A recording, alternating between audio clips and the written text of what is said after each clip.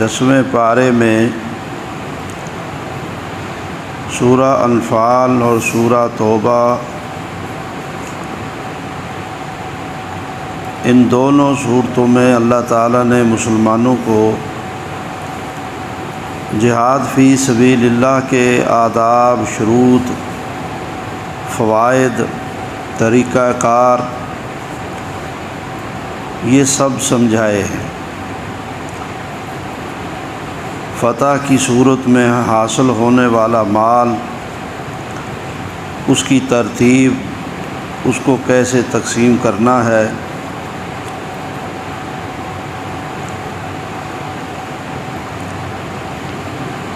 مال فیع اور مال غنیمت کا فرق، جب کافروں کے ساتھ لڑائی کی نوبت آ جائے، جو لڑے بغیر حاصل ہو جائے وہ مال فیع ہے، جو لڑائی کے بعد ملے وہ مال غنیمت ہے۔ اس میں سے 5واں حصہ وہ اللہ اور اس کے رسول کے لیے یعنی رسول اللہ صلی اللہ علیہ وسلم کی ثوابدید پر تھا، باقی کے آداب تھے۔ اول اسے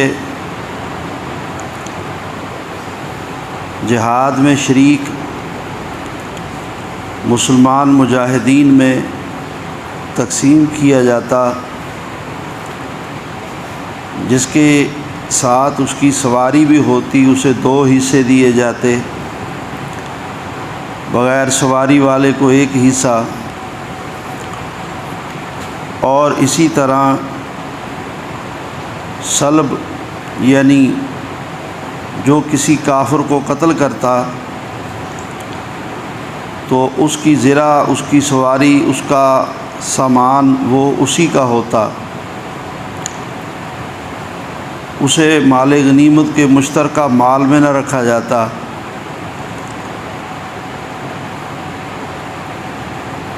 قیدیوں کو پکڑ لیا جاتا اور غلام کر بنا لیا جاتا،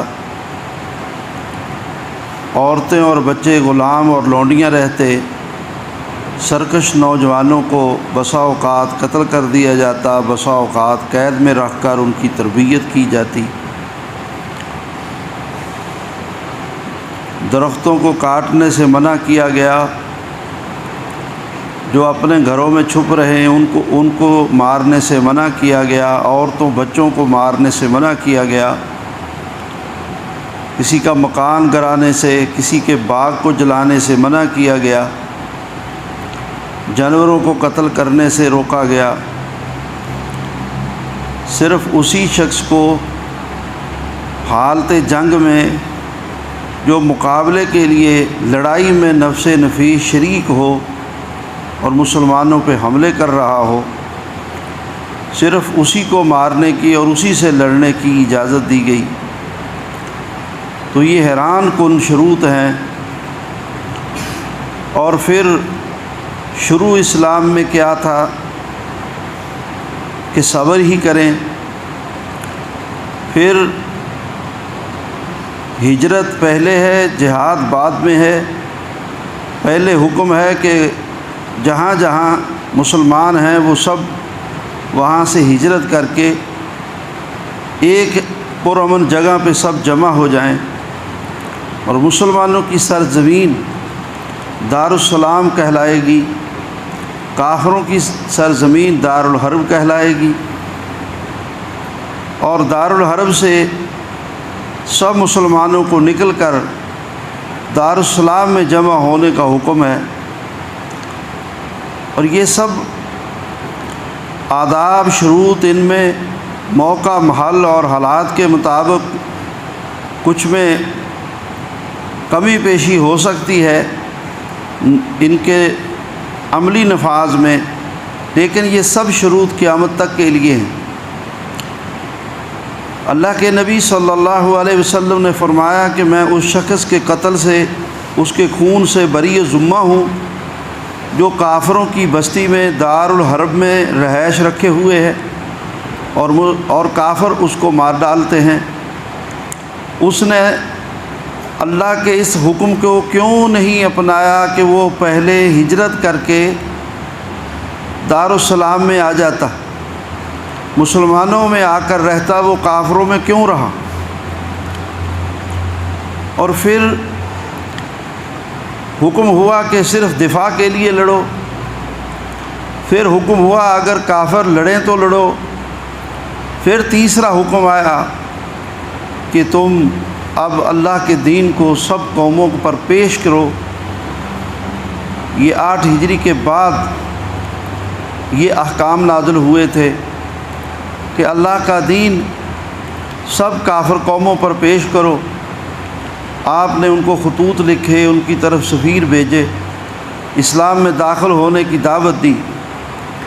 فرمایا اسلام میں داخل ہو جاؤ،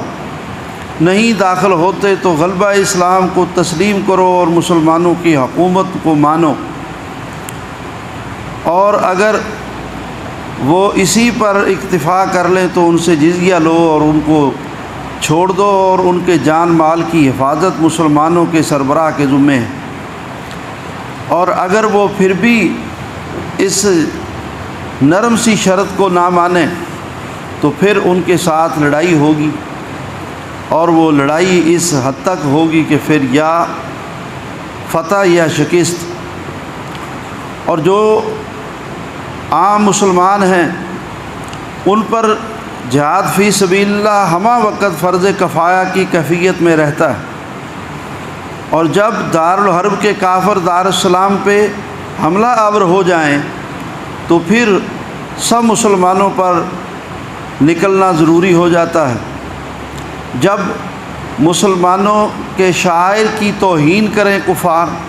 تو سب کے لیے نکلنا ضروری ہو جاتا ہے، اور جب خلیفۃ المسلمین امیر المومنین مسلمانوں کا سربراہ سب مسلمانوں کو نکلنے کا حکم دے تو سب پہ نکلنا لازم ہو جاتا ہے۔ بوقت ضرورت اگر مسلمان جہاد میں شریک نہیں ہوتے ہیں تو سخت ترین گناہ گار ہیں، اور اگر مسلمانوں کی فوج کی ضرورت پوری ہو رہی ہے تو پھر باقی لوگ دیگر ضروریات زندگی کے جو کام ہیں وہ کرتے رہے، لیکن اگر اسلامی مملکت کو دارالسلام کو افراد کی ضرورت پیش آئے تو سب پر یہ لازم ہے کہ وہ اپنے کام کاج چھوڑ دیں اور اس لشکر میں شریک ہو کر کفار سے لڑیں، اپنے دارالسلام کی حفاظت کے لیے، اپنے اسلام کی حفاظت کے لیے، اپنے دین کی حفاظت کے لیے، اپنے عورتوں بچوں کی حفاظت کے لیے، ایک ایک مسلمان کی حفاظت کے لیے۔ یہ خلاصہ ہے ان سب آداب کا اور ان سب شروط کا۔ تو نبی کریم صلی اللہ علیہ وآلہ وسلم انہی سب آداب شروط کو سامنے رکھتے ہوئے آپ صلی اللہ علیہ وآلہ وسلم جنگوں کی طرف بڑھے ہیں۔ آپ صلی اللہ علیہ وسلم جب مدینہ منورہ چلے گئے تھے تو آپ کے مدینہ چلے جانے کے باوجود، یعنی ہجرت ہو گئی ہے اور سب مدینہ جمع ہو گئے ہیں مسلمان، مکہ والوں سے لڑنے کا رسول اللہ صلی اللہ علیہ وسلم کا کوئی ارادہ نہیں تھا، لیکن ان کی صورتحال یہ تھی کہ یہ مکہ میں رہتے ہوئے بھی شرارتوں سے باز نہیں آ رہے تھے۔ اتنی دور مسلمان چلے گئے ہیں، اتنا لمبا عرصہ ستایا ہے ان کو، 13 سال اتنی تکلیفیں دی ہیں، اذیتیں دی ہیں، لیکن اب بھی وہ کسی بات پہ ٹھہر نہیں رہے تھے۔ چھوٹے چھوٹے واقعات بھی پیش آئے، جانور مسلمانوں کے اگر مکی حدود کی طرف نظر آتے تو ان کو پکڑ لیتے، کوئی نہتا آدمی نظر آتا تو اس کو مارتے۔ جو ابھی مکے میں کمزور لوگ تھے جن پہ غلبہ پا چکے تھے ان کو مکے میں ہی ابھی قید کیا ہوا تھا اور ان کو ہجرت ہی بھی نہیں کرنے دیتے تھے۔ کوئی ہجرت کرنے کا ارادہ کرتا تو اس سے بچے چھین لیتے، بیوی چھین لیتے، تو اس طرح شرارتوں سے تو یہ لوگ باز آ ہی نہیں رہے تھے، تکلیفیں دے رہے تھے۔ آپ صلی اللہ علیہ وسلم نے ایک دفعہ باقاعدہ ان کو سفیروں کے ذریعے، یعنی اپنی طرف سے سفیر مقرر کر کے ان کو یہ پیغام بھیجا، خط بھیجا کہ تم لوگ باز آ جاؤ، اور اب ہم ہجرت کر کے مدینہ جا چکے ہیں تو تم ٹھہر جاؤ، رک جاؤ۔ لیکن اس کا بھی کوئی اثر نہ ہوا۔ آپ نے ایک مراسلے میں ان کو یہ دھمکی بھی دی کہ دیکھو تمہارے تجارتی قافلے جو شام آتے جاتے ہیں وہ مدینہ کے قریب سے گزرتے ہیں، تو پھر ہم بھی ایسی کارروائی کریں گے کہ تمہارا تجارتی قافلہ روک لیں گے اور تمہاری معیشت خراب کر دیں گے۔ پھر بھی ان کو سمجھ نہ آئی، تو آپ صلی اللہ علیہ وسلم نے پھر تنگ آ کر ارادہ فرمایا، اور اللہ کی طرف سے اجازت بھی آ گئی۔ فرمایا کہ چلو تم بھی اب ان کا ناطقہ بند کرو۔ شام سے ان کا قافلہ آ رہا تھا ابو سفیان کی سرپرستی اور سربراہی میں، تو آپ صلی اللہ علیہ وسلم نے صحابہ کرام سے مشورہ کیا کیا کرنا چاہیے۔ صحابہ کرام تو پہلے ہی 13 سالہ دور سے ستائے ہوئے تھے، اور اب مزید 2 سال ہو گئے تھے، ادھر بھی ان کو سکون نہیں تھا۔ کہا اللہ کے رسول ہم ان کا قافلہ روکیں گے اور ہم بھی اپنا بدلہ لیں گے۔ آپ صلی اللہ علیہ وسلم نے فرمایا پھر چلو، لیکن بات یہ ہے مجھے اللہ تعالیٰ نے وعدہ دیا ہے 2 میں سے ایک سے سامنا ہوگا۔ ایک ہے ذات الشوکہ، کانٹوں والی چیز یعنی جنگ، اور ایک ہے وہ منفعت مالی جس میں کانٹے تو نہیں ہیں لیکن جد و جہد ہے، اور وہ ہے قافلہ۔ قافلے کے ساتھ بھی جنگجو لوگ ہوتے تھے جو تجارتی قافلے کی حفاظت کرتے تھے، وہ بھی لڑنے کے لیے مستعد ہوتے تھے۔ قافلے چلتے تھے اور قافلوں سے وہ دائیں بائیں کافی دور دور تک بندے پھیلائے ہوئے ہوتے تھے، جو ایک دستہ جاسوسی کرنے والا ہوتا تھا، اور پھر اس کے بعد کچھ دستہ حفاظت والا ہوتا تھا دائیں بائیں۔ تو اس حساب سے اس دور میں قافلے چلتے تھے، ایسے نہیں ہوتا تھا کہ چلیں اور کوئی جو مرضی ان کو لوٹ لے، وہ بھی اپنے پورے انتظام میں ہوتے تھے۔ تو ابو سفیان کا قافلہ 2 راستے ہیں مدینہ کے قریب شام سے، ایک ساحل سمندر کے ساتھ ساتھ ہے اور ایک بالکل مدینہ کے قریب سے گزرتا ہے۔ تو اسے جب اس کے جاسوسوں نے یہ اطلاع دے دی کہ مدینہ والے قافلہ روکیں گے، تو اس نے جو مدینہ کے قریب والا خشک راستہ تھا وہ اس نے چھوڑ دیا اور ساحل سمندر والا راستہ اختیار کر لیا، اور وہ نیچے نیچے سے ہوتا ہوا بچ کے نکل گیا۔ اور ادھر یہی خبر مکہ میں بھی پہنچی ہوئی تھی، تو وہاں پر ابو جہل نے سب قریش کو جمع کیا اور اسے بہت ہی زیادہ بڑھا چڑھا کر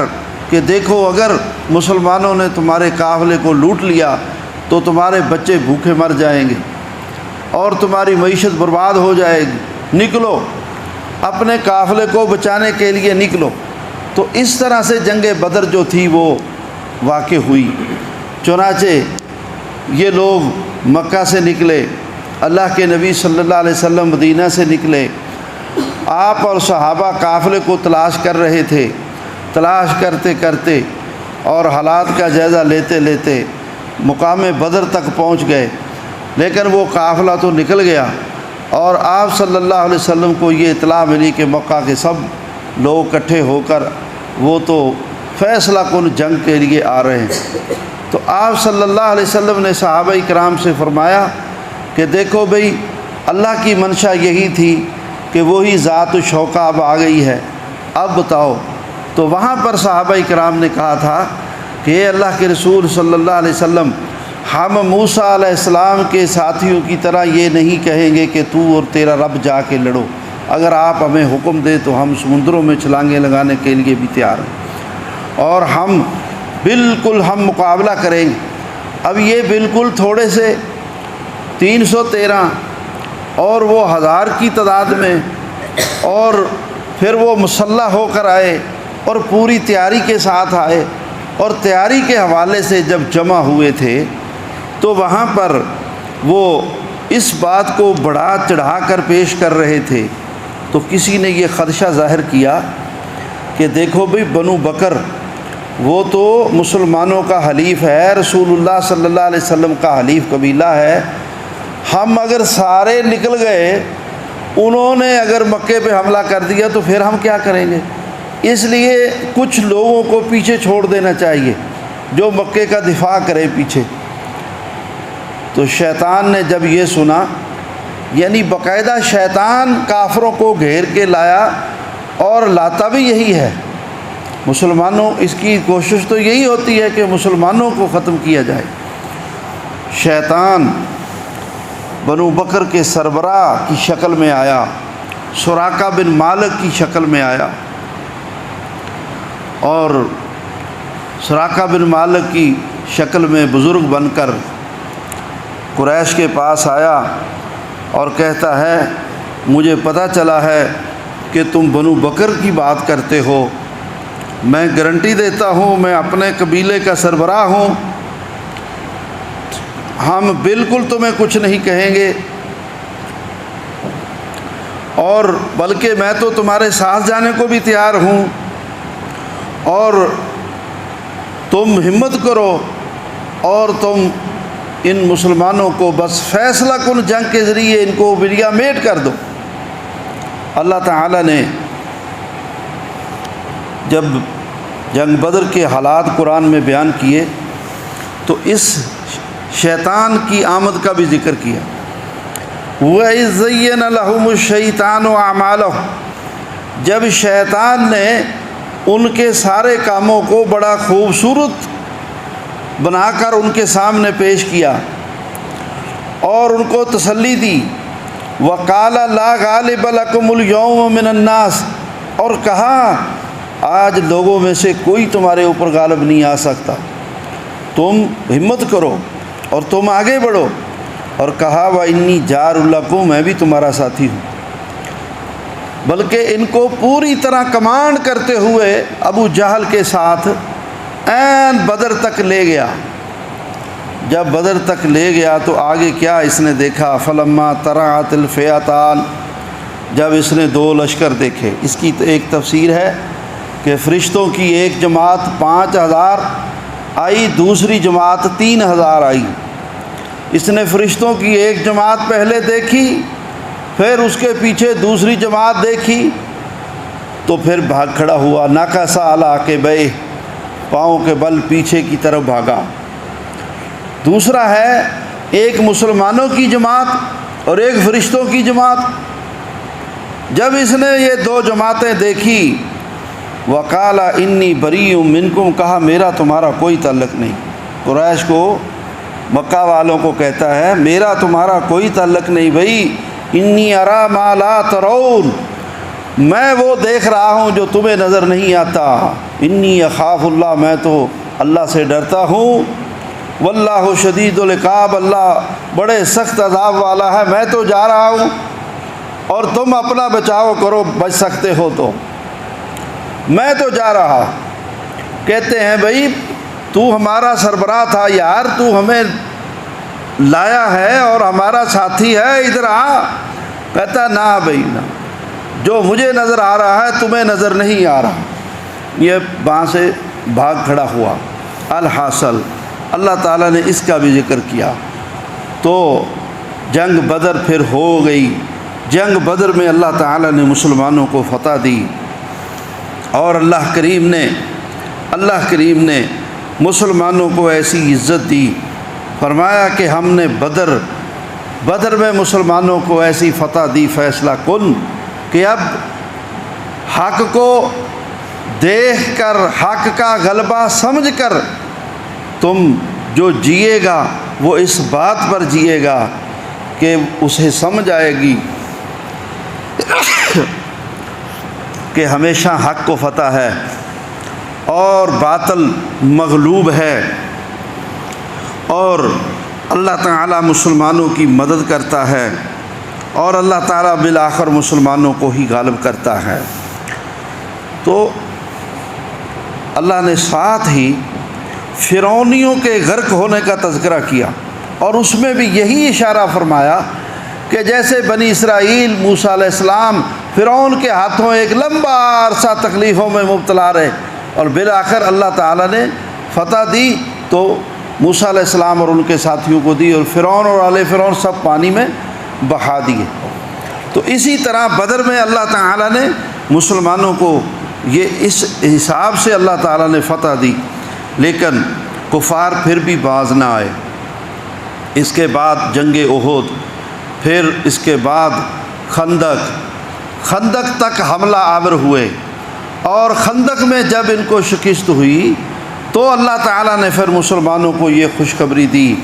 آپ صلی اللہ علیہ وسلم نے فرمایا کہ بس اللہ کی طرف سے یہ بشارت آ گئی ہے کہ اب کافر مسلمانوں پہ حملہ آور نہیں ہوں گے، اب تم ان پہ حملہ آور ہوں گے۔ چنانچہ 5 کے بعد 8 کو اور 7 کو خیبر اور 8 کو فتح مکہ، یہ مسلمان آگے بڑھ کر گئے۔ ادھر یہودیوں کی طرف سے جو سرکشی ہو رہی تھی ادھر بھی مسلمان گئے، اور مکہ کو فتح کرنے کے لیے بھی مسلمان گئے۔ الحاصل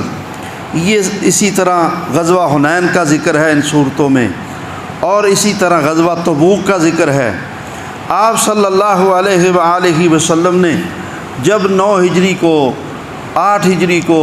7 ہجری کو کفار کو خط لکھے مسلمان ہونے کے، تو قیصر روم کو بھی لکھا۔ قیصر روم نے آگے سے اچھا جواب نہ دیا، تو بلکہ دھمکی امیز اطلاع آئی،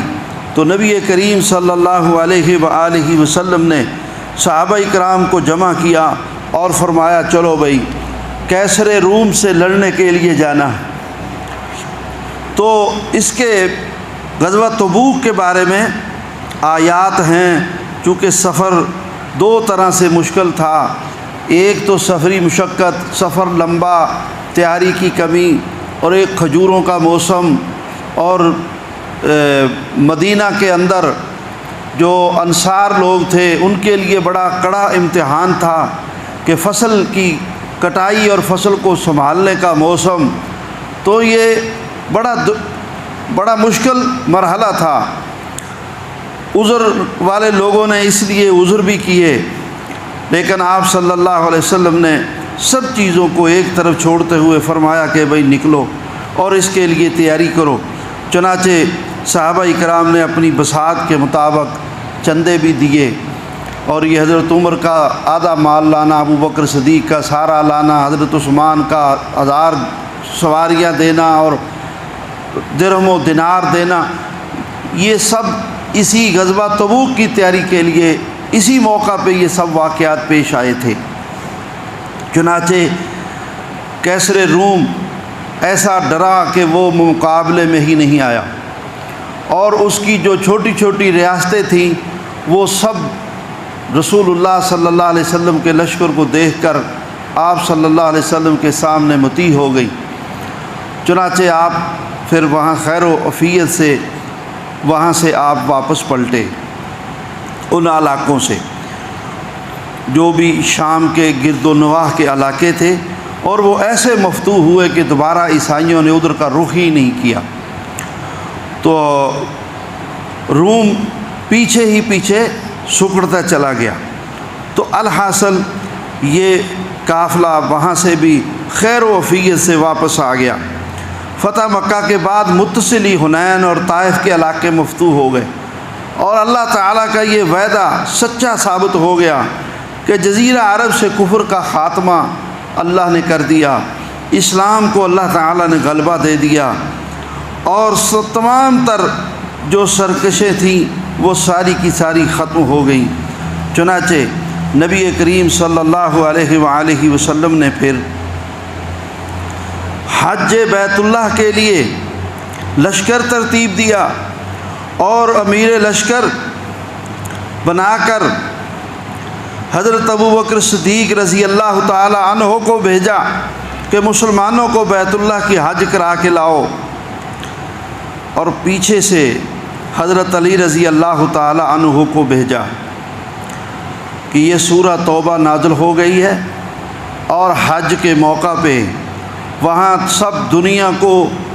یہ اعلان کر دو، برات من اللہ ورسولہ الی الذین عاہدتم من المشرکین۔ کچھ قومیں ایسی تھیں جزیرہ عرب میں جن سے رسول اللہ صلی اللہ علیہ وسلم کا معاہدہ امن تھا کہ ہم تم لڑیں گے نہیں، یہ سب معاہدے فرمایا اب ختم ہیں،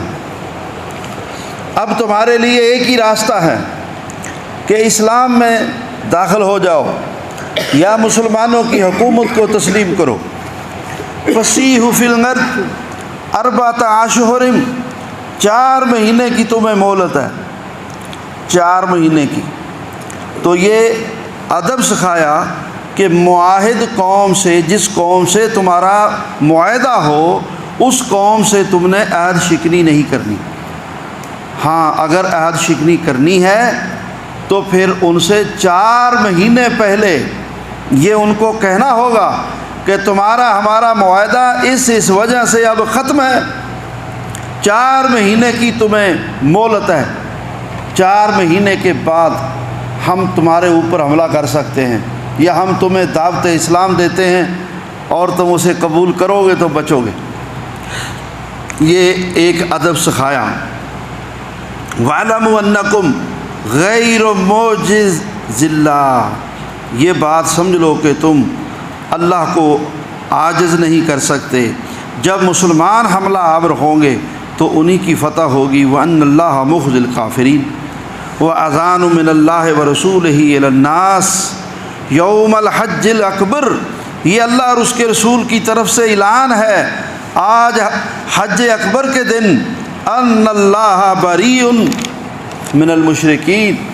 اللہ تعالیٰ مشرکوں سے بری ہے اور اس کا رسول بھی۔ فَإِن تُبْتُمْ فَهُوَ خَيْرٌ لَكُمْ، اگر تم توبہ کر لو تو تمہارے لیے بہتر ہے۔ وَأَن تَوَلَّيْتُمْ فَاعْلَمُوا أَنَّكُمْ غَيْرَ مُعْجِزِ اللَّهِ وَبَشِّرِ الَّذِينَ كَفَرُوا بِعَذَابٍ عَلِيمٍ، اور فرمایا ان کو یہ بھی اعلان کر دو کہ اس سال کے بعد اسلام کے طریقے کے مطابق حج ہوگا۔ 9 ہجری تک کا حج ہر کوئی اپنے طریقے سے کرتا تھا، مشرکوں کے طریقے پہ، مسلمان اسلام کے طریقے پہ۔ کہا اب حج صرف ایک ہوگا قیامت تک کے لیے، اور وہ محمد رسول اللہ کے طریقے پہ ہوگا۔ اور یہ بھی اعلان کر دو کہ اس سال کے بعد کوئی بیت اللہ میں ننگے بدن نہیں آئے گا، احرام باندھ کے آئیں گے، کوئی برہنہ حالت میں بیت اللہ کا طواف نہیں کرے گا۔ حضرت علی رضی اللہ تعالیٰ عنہ جب مکہ پہنچے تو حضرت ابوبکر صدیق رضی اللہ تعالیٰ عنہ کہتے ہیں کہ علی تمہیں اللہ کے نبی نے بھیجا ہے؟ جی بھیجا ہے۔ فوراً کہا امیر بنا کر بھیجا ہے یا مامور بنا کے بھیجا ہے؟ کیا اللہ کے نبی نے میری جگہ پہ تمہیں امیر حج تو نہیں بنا کے بھیجا؟ اگر امیر حج بنا کے بھیجا ہے تو پھر آگے آؤ اور حج کی امامت تم کرو۔ کہا نہیں، مجھے اللہ کے نبی نے امیر حج بنا کے نہیں بھیجا، امیر حج تم ہی ہو، بلکہ اللہ کے نبی نے مجھے یہ بھیجا ہے کہ یہاں حج کے موقع پہ میں ان باتوں کا، ان 4 چیزوں کا میں یہاں اعلان کر دوں۔ کہا آؤ اور اعلان کرو۔ اور وہ کیسا منظر ہوگا کہ حضرت علی رضی اللہ تعالی عنہ دنیا سے آئے ہوئے تمام لوگوں سے برات کا اعلان کر رہے۔ یہ ہے اصل میں ورلڈ آرڈر۔ ورلڈ آرڈر صرف اور صرف اسلام کا چلتا ہے، اللہ کا چلتا ہے اور اللہ کے رسول کا چلتا ہے، اور ان آداب اور شرطوں کے ساتھ چلتا ہے۔ یہ ہے مسلمانوں کی خارجہ پالیسی جو دین نے سمجھائی اور سکھائی ہے کہ تم اگر معاہد قوم کو بھی، یعنی جس سے تمہارا معاہدہ ہے، اس کو بھی اگر تم دیکھو کہ وہ اسلام کے خلاف سرکشی کر رہے ہیں تو کہو خبردار، تمہارا ہمارا کوئی معاہدہ نہیں، 4 مہینے کی تمہیں مہلت ہے، جاؤ تیاری کر لو، اور اس کے بعد ہم چاہیں گے تو تمہیں امن دیں گے، چاہیں گے تو تم سے لڑائی کریں گے، ہمارا تمہارا کوئی تعلق نہیں۔ اور طریقہ کار ہر جگہ پر اسلام کا چلے گا، مشرکوں کا، کافروں کا نہیں چلے۔ اللہ اکبر کبیرہ۔ تو حضرت علی رضی اللہ تعالیٰ عنہ نے آگے بڑھ کر یہ حکم وہاں پر دنیا کے سامنے پیش کر دیا۔ چنانچہ پھر اگلے سال 10 ہجری کو رسول اللہ صلی اللہ علیہ وسلم نفس نفیس حج بیت اللہ کے لیے آئے، اور اللہ کے نبی صلی اللہ علیہ وآلہ وسلم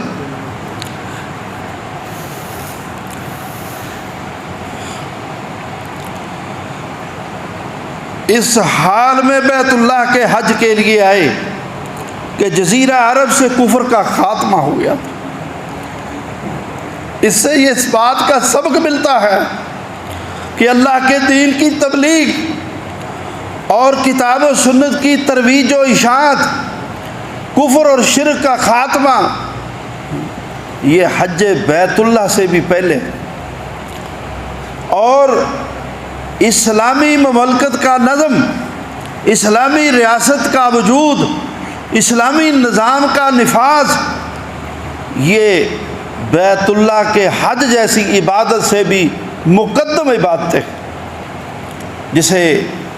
نہ سمجھا جاتا ہے اور جسے نہ اپنایا جا رہا ہے، اور مسلمان حکومتوں کو صرف اور صرف ایک ہی بات آتی ہے کہ ہم نے صدر بننا ہے، ہم نے وزیر اعظم بننا ہے، ہم نے یہ بننا ہے اور ہم نے وہ بننا ہے۔ ہوش کے ناقل لیں تو مسلمانوں کے سربراہ ہو، اپنی ذمہ داریاں پہچانو، تمہاری ذمہ داریاں کیا ہیں۔ فرمایا کہ مسلمانوں پر یہ لازم ہے کہ اللہ کے دین کو غالب کریں، اور وہ کسی بھی خوف کا نہ خوف کھائیں، نہ کسی کی ملامت کی پرواہ کریں۔ اللہ اکبر کبیرہ۔ غلبہ دین کی بات کرتے ہوئے فرمایا ما کان للمشرکین ان یعمروا مساجد اللہ شاہدین علی انفسہم بالکفر۔ فرمایا کہ یہ مدتوں سے مشرکین مکہ بیت اللہ کے متولی چلے آ رہے ہیں، ان کو کہہ دو کہ شرک کی حالت میں تمہارا حق ہی نہیں کہ تم مسجد حرم کو آباد کرو۔ اولئک حبطت اعمالہم وفی النار ہم خالدون۔ ان کے اعمال شرک کی وجہ سے برباد ہو چکے اور جہنم میں یہ لوگ ہمیشہ رہیں گے۔ انما یعمر مساجد اللہ من آمن باللہ والیوم الآخر واقام الصلاۃ وآتى الزکاۃ ولم یخش الا اللہ۔ اللہ کے گھر کو آباد کرنا حق ہے تو صرف ایمان والوں کا، جو اللہ پر ایمان رکھیں، جو قیامت پر ایمان رکھیں، جو نماز پڑھیں، جو زکوٰۃ دیں۔ ولم یخش الا اللہ، صرف اللہ سے ڈریں۔ فعسیٰ اولئک ان یکونوا من المہتدین۔ میرے بھائیو، آپ نے بھی یہ بات سنی ہوگی، کافروں کی طرف سے مسلمان حکومتوں پر یہ مطالبہ ہوتا ہے کہ تم اپنے قرآن سے سورۃ توبہ نکال دو، تم اپنے قرآن سے سورہ انفال نکال دو، تم اپنے قرآن سے سورہ بقرہ نکال دو۔ مسلمان کہتے ہیں جی ہم تو یہ نہیں نکال سکتے۔ کہتے ہیں اچھا پھر ایسا کرو، جو تمہارے سکولوں کے نصاب ہیں چلو اسے نکال دو، چلو یہ کم از کم تمہارے مسلمان، تمہاری نوجوان نسلیں یہ پڑھیں نا۔ وہ اس لیے کہتے ہیں کہ یہ قرآن مجید فرقان حمید کی وہ صورتیں ہیں جو مسلمانوں کے اندر جذبہ ایمانی کو قائم رکھے ہوئے ہیں، جو اسلامی نظام کو مسلمانوں کے سامنے پیش کرتی ہیں، اور اسلامی نظام کے نفاذ کے لیے جیسا کہ اللہ کے رسول اور صحابہ نے جنگیں لڑی، مسلمانوں کو ویسے ہی جنگیں لڑنے کی تعلیم دیتی ہیں، اور ایک نظام سکھاتی ہیں، ایک شخصیت سکھاتی ہیں۔ اس وجہ سے کفار یہود و نصارہ اور دیگر دنیا کے کافر وہ اسی چیز کو ختم کرنے کے لیے انہوں نے مرزا غلام احمد قادیانی کو کھڑا کیا تھا۔ اسی چیز کو کہا کہ تمہارا کام صرف یہ ہے کہ ہندوستان کے مسلمانوں کو یہ سبق سکھا دو کہ اب اللہ نے جہاد فی سبیل اللہ ختم کر دیا، جہاد فی سبیل اللہ ختم ہو گیا۔ اللہ اکبر۔ اور مسلمانوں کے ملکوں کے حکمرانوں کو کافر کہتے ہیں تم ہمارے بینکوں سے قرضہ جتنا مرضی لے لو لیکن یہ دہشت گردی ختم کرو۔ جہاد فی سبیل اللہ کا نام دہشت گردی رکھا ہے، ٹیررسٹ رکھا ہے، مجاہدین کا نام ٹیررسٹ رکھا ہے۔ اور حیرت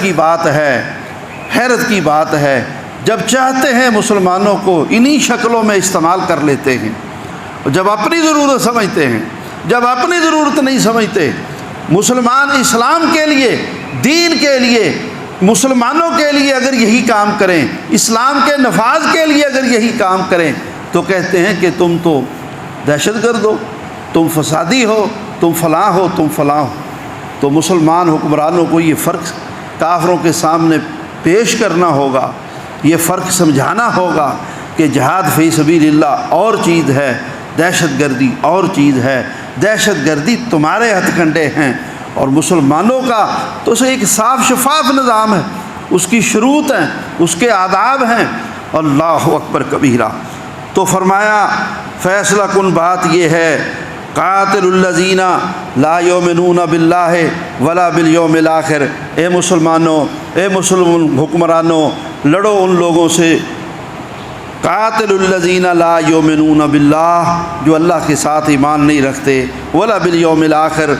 اور قیامت پر ایمان نہیں رکھتے، ولا یحرمون ما حرم اللہ ورسولہ، اور اسے حرام نہیں مانتے جو اللہ اور اس کے رسول نے حرام کیا ہے، ولا یدینون دین الحق، اور تمہارے دین کو سچا دین نہیں مانتے، من الذین اوتوا الکتاب، وہ چاہے یہودی ہوں، چاہے عیسائی ہوں، وہ اہل کتاب ہوں، وہ کتابی کافر ہوں، وہ غیر کتابی کافر ہوں، لڑو ان سے، حتیٰ یؤتوا الجزیۃ عن ید